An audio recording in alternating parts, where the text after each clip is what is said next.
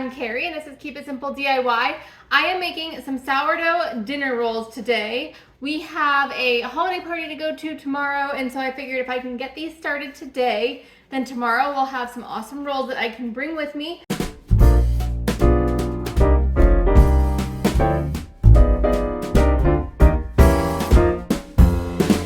I am using the recipe from, I believe, Little Spoon Farm.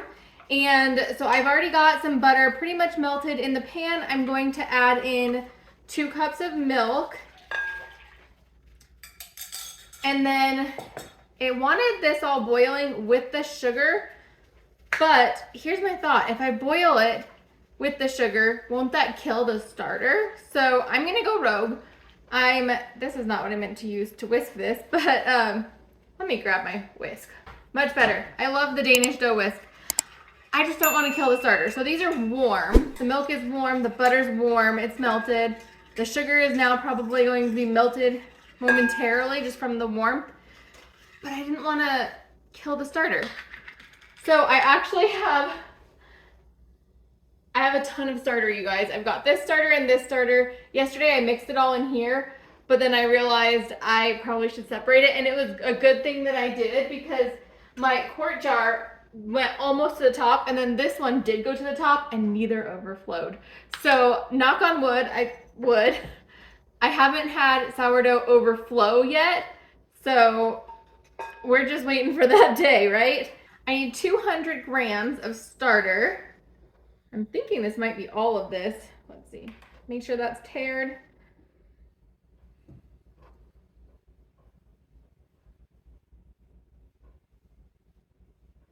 That's 148. Okay, yeah, we might need to use some of the next one. I am doubling this recipe. I've made a ton of dinner rolls before, and every single time I make it, I always need more. So the other recipe that I use is a huge recipe, and I usually cut it in half, but then I kind of regret doing that. So this one is significantly smaller of a recipe, and I am definitely doubling it.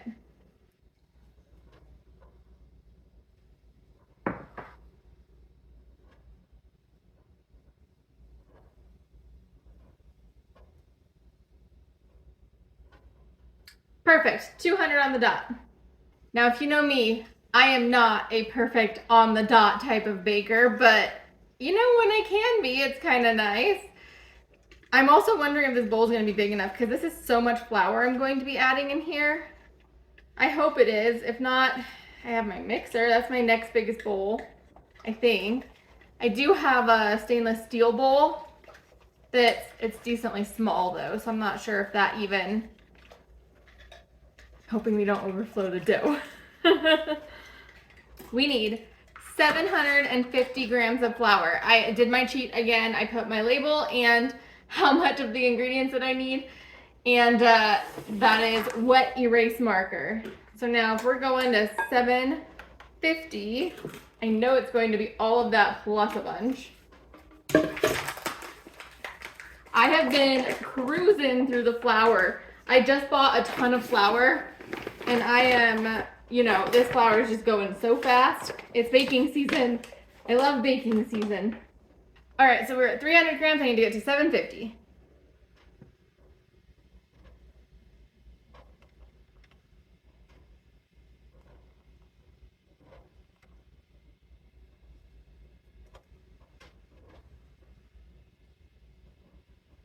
That was interesting. I was at 749. I added the smallest pinch and it put me above. I'm like, we're gonna be perfect this time. Okay, 750. Sometimes I'm like, we're just gonna do whatever. Today I'm like, every ingredient was right. I gotta get that one right. Okay, I'm gonna mix this up. And then once it's come together, that's all I'm looking for, is for this to just come together.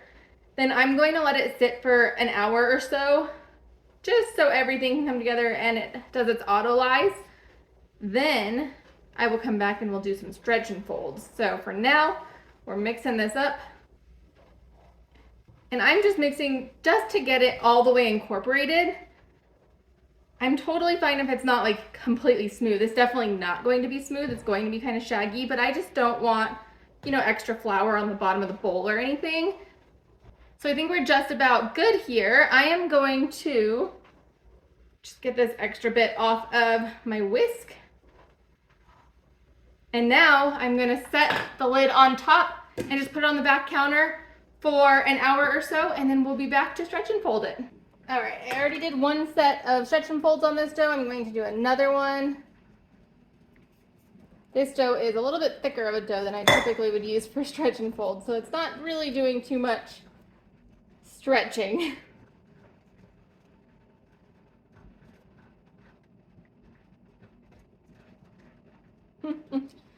Satisfying though. Let that rest for a little bit more. I'll do that a few more times tonight, and then we will roll them either tonight or tomorrow. I haven't decided yet. Good morning, it's the next day. I have our rolls here. I had this dough in the fridge overnight. I'm going to just take it out of this bowl and we're going to start shaping it. I'm up way earlier than I intended to be. I just happened to wake up. It is about 7:15 this morning.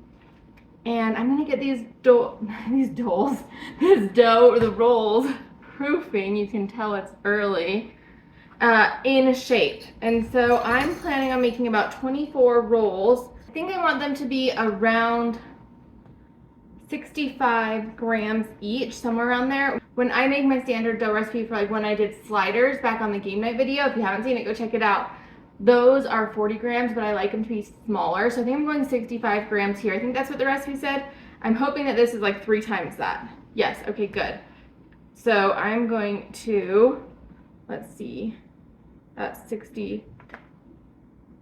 1, 2, 3. And you know, you don't have to have them perfect, but if you do, they look really pretty. All right, they're all around 65 grams, give or take a gram. I did end up with one that was like half size, so we'll just add that on at some point. Now the dilemma is, do I want to make a shape? Do I want to make like a Christmas tree? Or do I just want to put them down? Maybe I'll shape them first and then we'll decide if I want to be festive. These are a little thicker, so I can't do the standard sourdough push method. I think I'm just gonna do rolling. I did clean my counter before doing this. That piece got hard in the fridge overnight.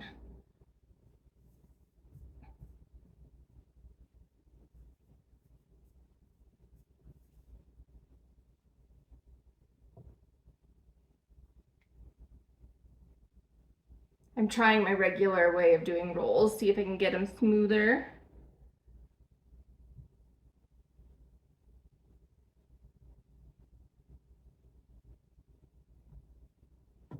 I think so. I think I like that better than like this one.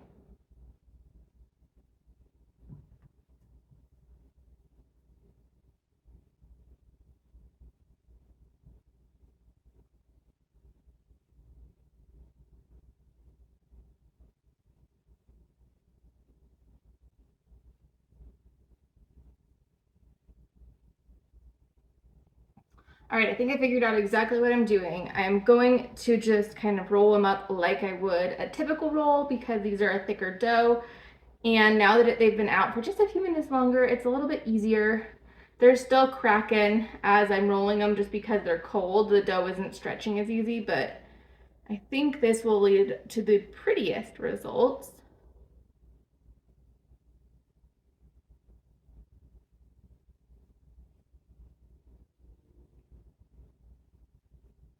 I feel like I'm shaping them like a mushroom, then I'm pushing the bottom back in.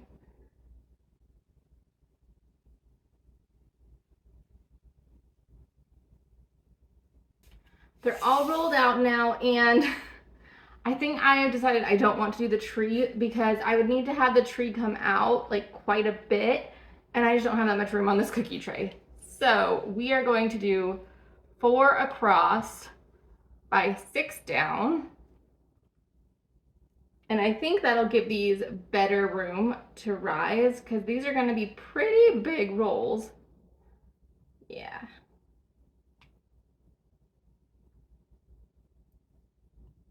This will be much better.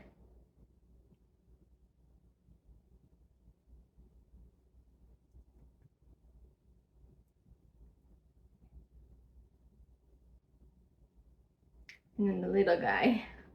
I'm trying to get these as symmetrical as possible because when you have all the dough balls the same size and they're symmetrical, you get this like beautiful one sheet of like rolls, and that's what I'm going for. It's very satisfying when that happens, and I am aiming for it today. Okay, these need to proof for quite a few hours. I mean, it's only 7:45 now. It did take like a half hour to roll those out. But I'm just going to cover them lightly, actually with my silicone mat, I think. I found that the silicone mat is a very nice and easy way to cover rolls. So I'm just going to drape it over the top. And then we'll see these again when they go in the oven.